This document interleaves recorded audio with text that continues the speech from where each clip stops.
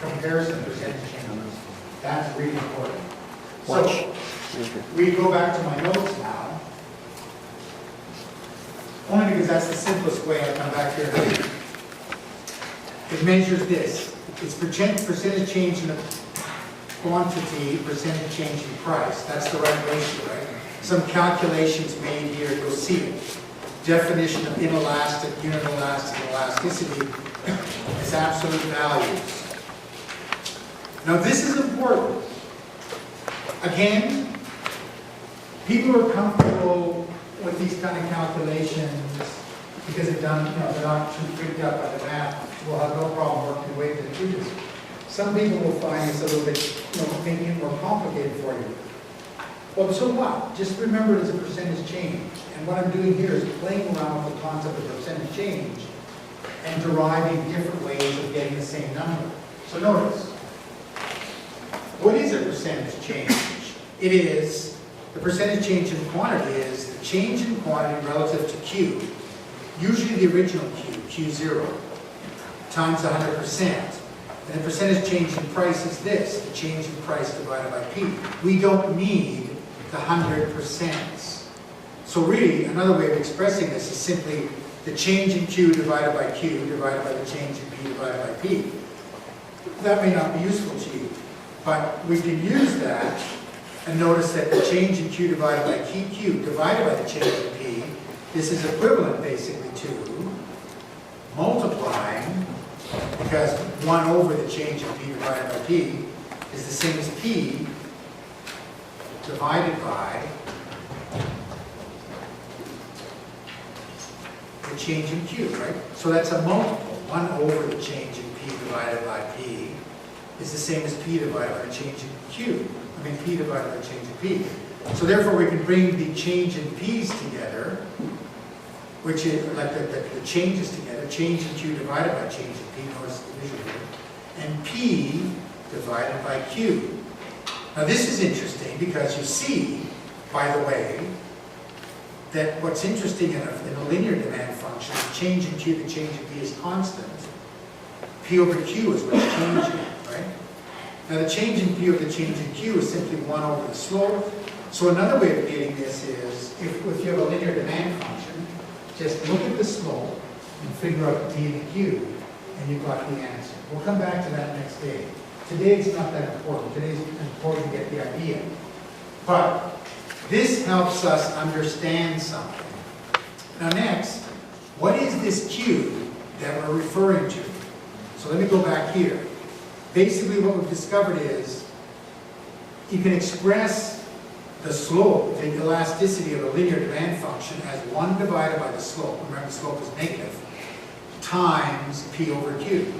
So that tells you why. The slope is constant, P over Q is high here, that's elastic. The slope is constant, P over Q is low here, it's inelastic. Okay, everybody? All right, and there's examples for you to calculate some stuff.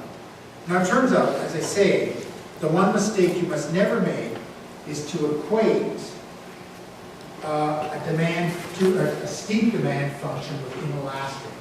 Because a steep demand function is only inelastic in the lower half. That may be all you ever see though, as in our previous example. Any demand function that's linear it's half elastic and half inelastic. Important to know, right? Where you get into some kind of issues is, for example, when I draw a demand function that looks like this, it's very steep, you can see almost all of this is inelastic because I'm not even at the midpoint. The thing may go way up here, right? So that could be completely all inelastic. That's possible. And a demand function, the only part of the demand function I show you is this. This is all elastic because I haven't got to the midpoint, right? But you've got to remember that, number one.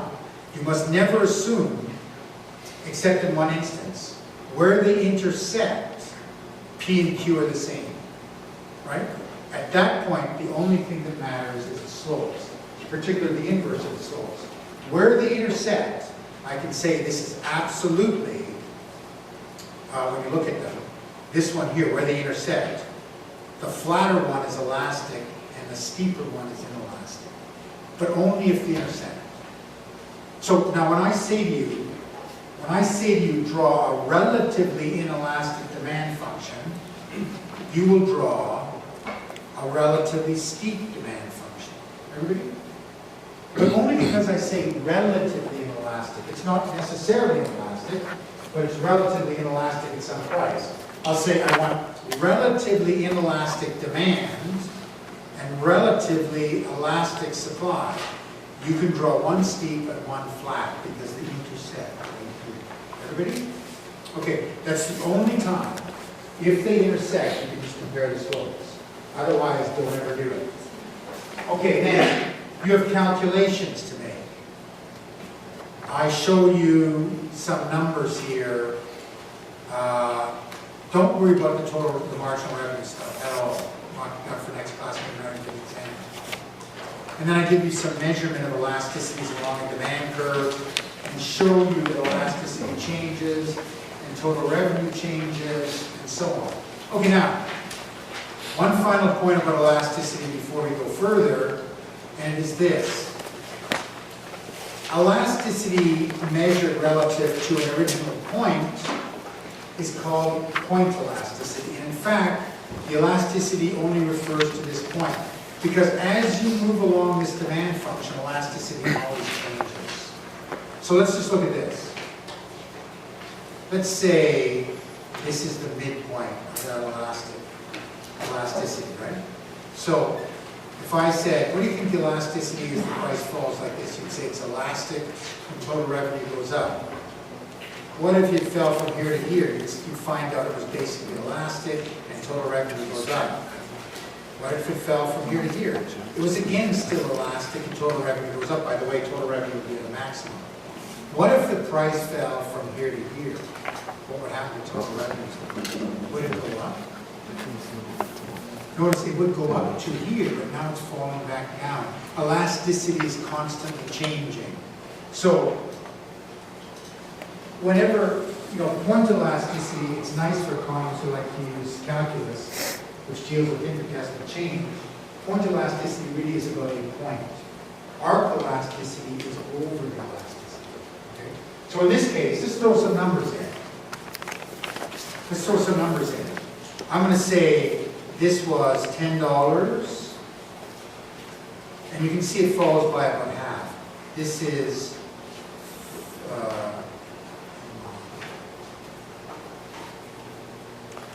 $5. I'm going to say that this is 1,000. Sure, why not? And this is, you can see it almost doubles, it's 2,000. All right? Now then we see, if you notice the actual numbers, and they're reasonable numbers, total revenue goes from 10,000 to 10,000.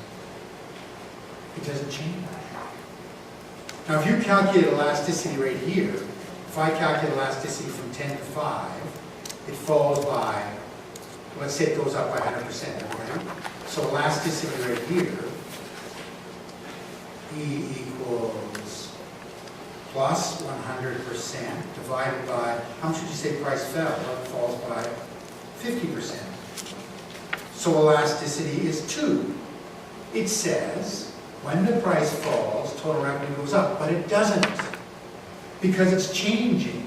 If you went from the other direction, if we went from here up in this direction, you would see, for example, that elasticity was, now, quantity falls. This is an increase of 100%, but the same change from the end to the beginning represents what? A decrease of 50%, right? And this, which was a fall of 50%, represents a 100% increase in price. So it turns out it is 0.5. This is inelastic.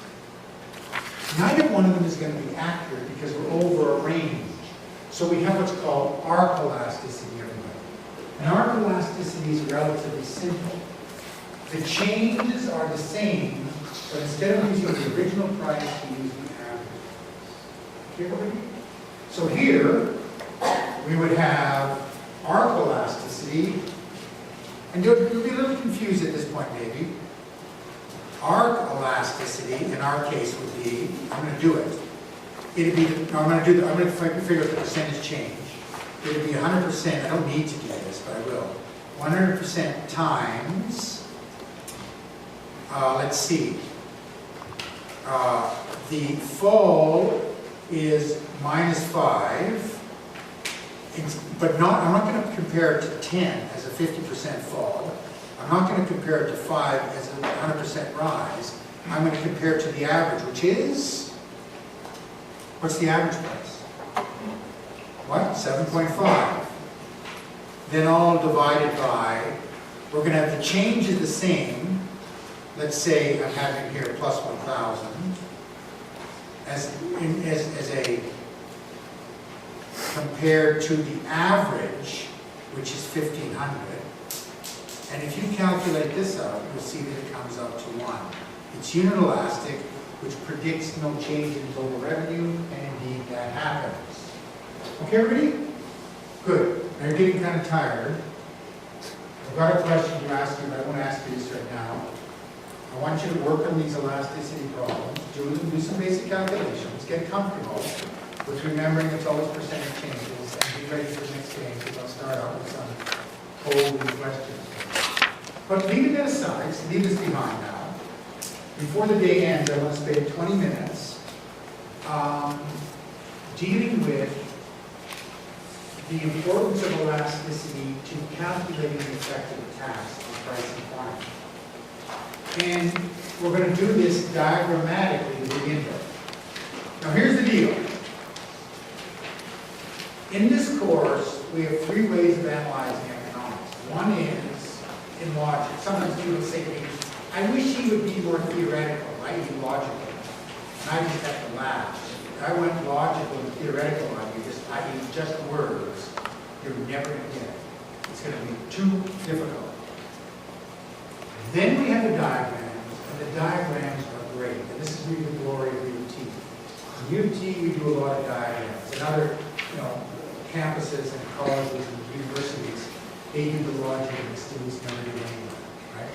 Diagrams are the most important. This is a tremendous visual technique. I'm going to prove what a phenomenal technique it is in there.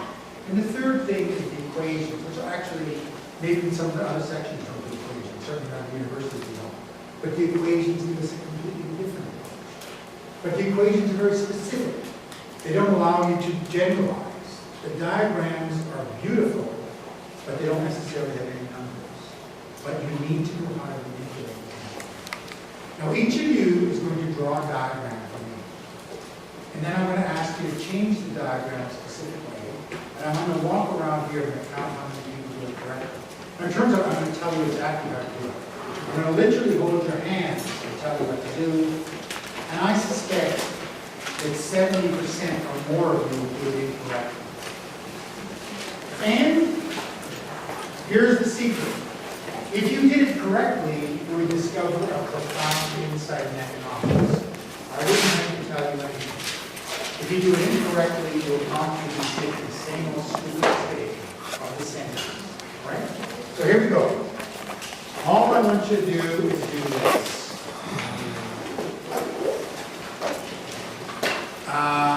Demand function. Here's the price. I want you to have a price quantity function. And I want you to have, I'm going to say, but watch what I do it. I'm going to say,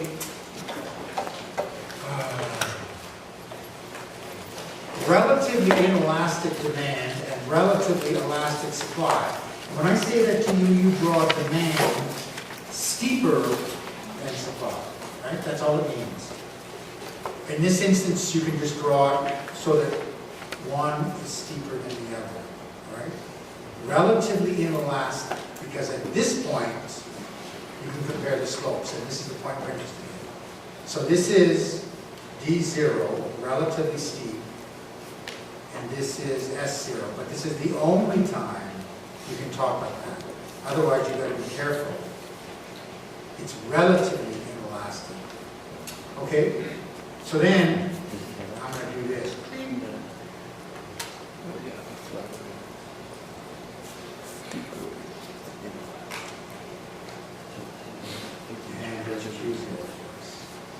Okay, this is us initially. Now, it turns out every one of you people is a convenience store owner. Cigarettes, which we were going to say, I don't know what they cost, but we're going to say they cost about $10 a pack. Right? This is a commodity that's out there. You people are convenience store owners, and it turns out basically every day, let us say, you sell 100 packs of cigarettes. 100 people come in, and they buy a pack of cigarettes from you. And we're in an equilibrium. You, the convenience store owners everywhere, in the same situation. It turns out that tonight at midnight, the government is imposing a tax of $1 on cigarettes. All right. Brief bit of noise, clarification, but not fully important, as you'll see in a minute. The government can do this two ways.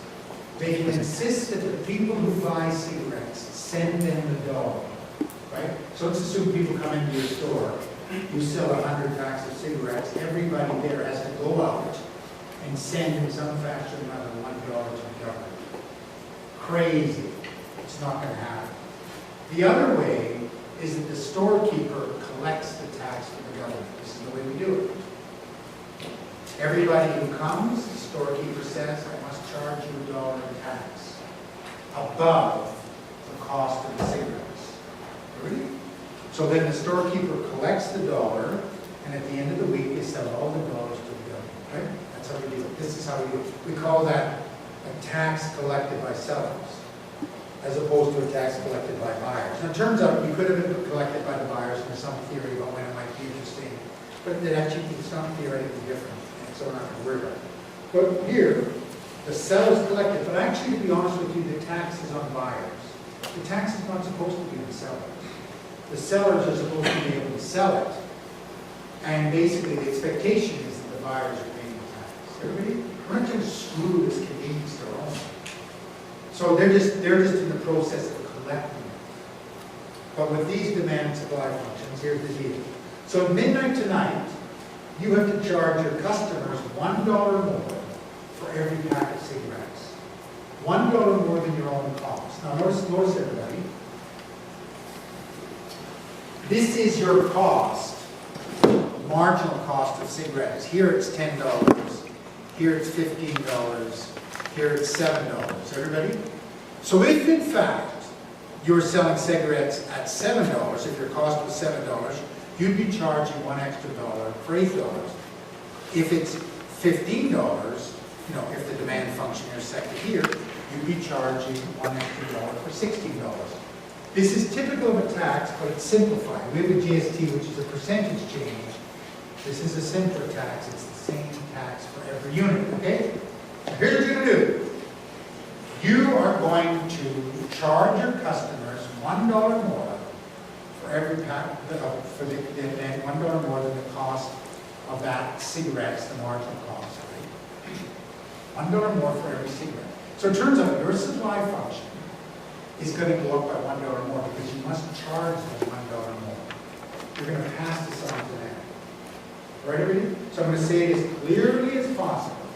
All I want you to do, I'll do it again, is shift the supply function up by exactly $1, either not a penny less or a penny more. And in particular, I'm going to give you a reference point, which is this.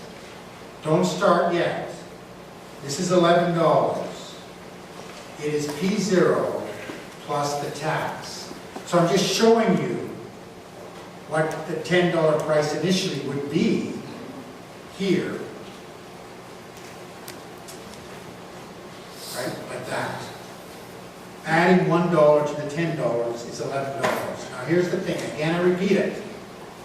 All you need to do is push that supply curve straight up by $1 and no more than $1. You got a minute to do it. I'm coming around, expecting 60 seconds, everybody has something. No fear. Do what you can.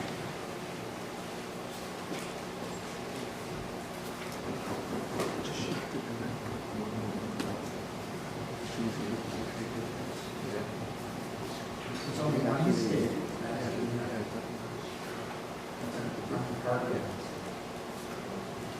That should be $11. Yeah, no difference. $1 a difference. Yeah, that's what Now what this really is an exercise in manipulation. Nothing more than that. But what it actually gives us is a tremendous insight. So is this X to 0? All right, how are we doing? Let's have a look. So,